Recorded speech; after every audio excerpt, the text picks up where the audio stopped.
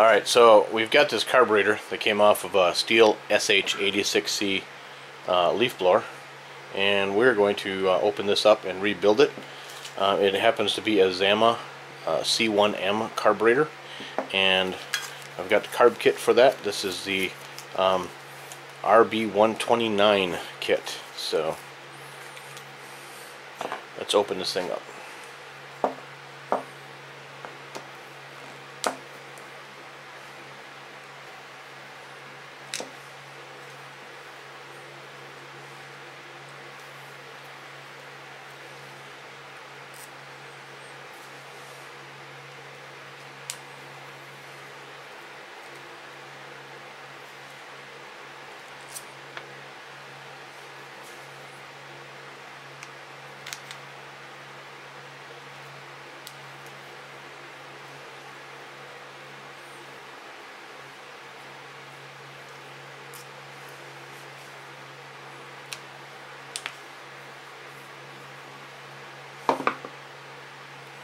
Now there's a little bit of gas left in this primer bulb, and I'm going to open it up here.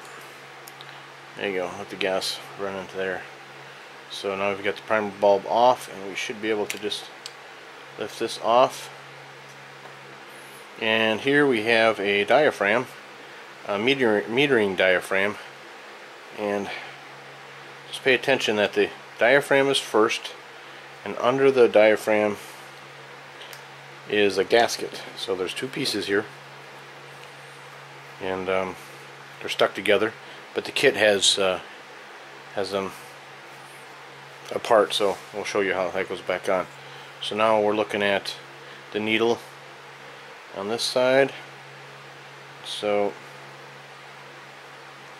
it's a little different than I'm used to. A lot of these carburetors just a regular number 2 Phillips screwdriver is what holds it on, but that's a little different in there. So let's find out what that is. Looks like a little hex. So let me grab the right tool for that.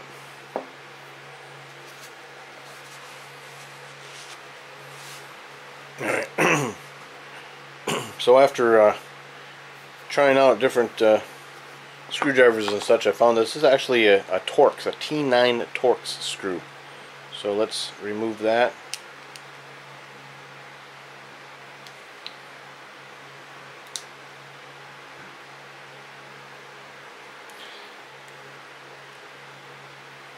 There's that little screw.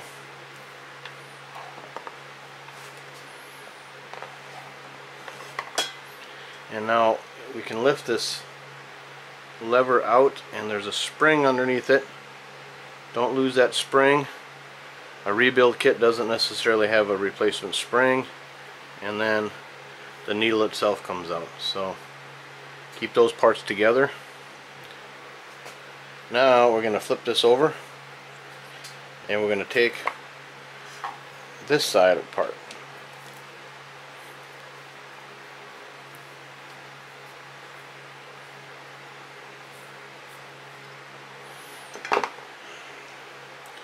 That just lifts right off.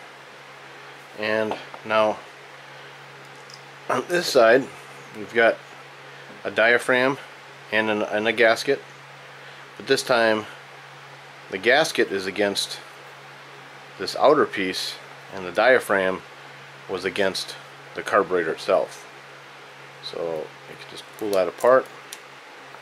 You'll see two pieces.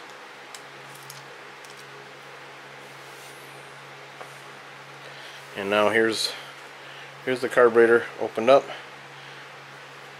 Now to get this really clean, these are limiting caps here, because we've got a high adjusting screw and a low adjusting screw, and really to do this right, we should take these limiting caps off and pull these out and get that clean inside there as well.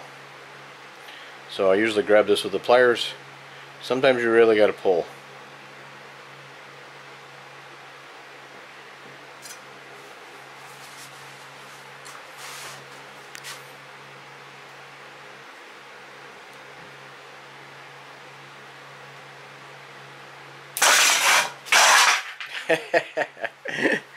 Like that.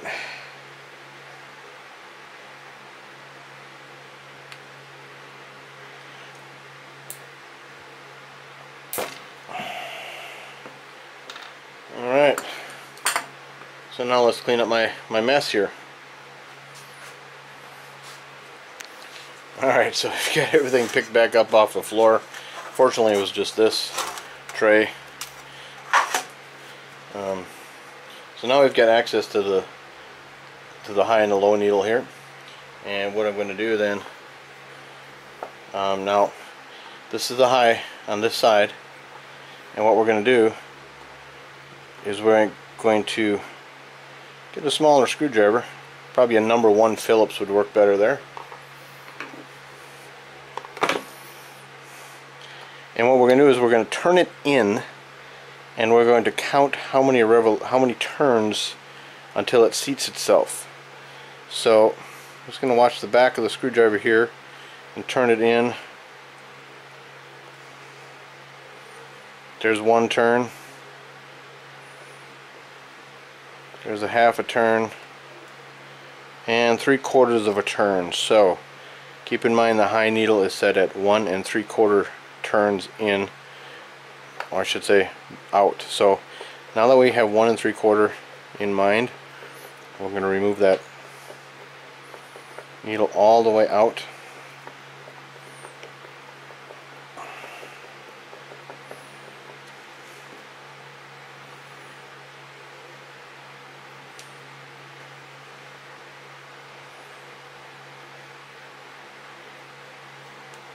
There it is.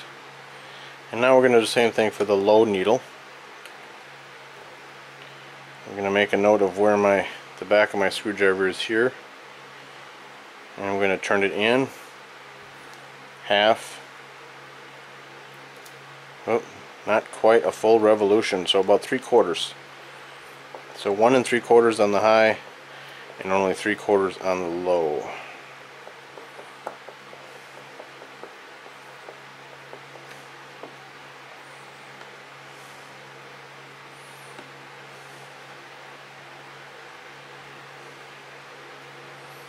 So let's try not to get those mixed up.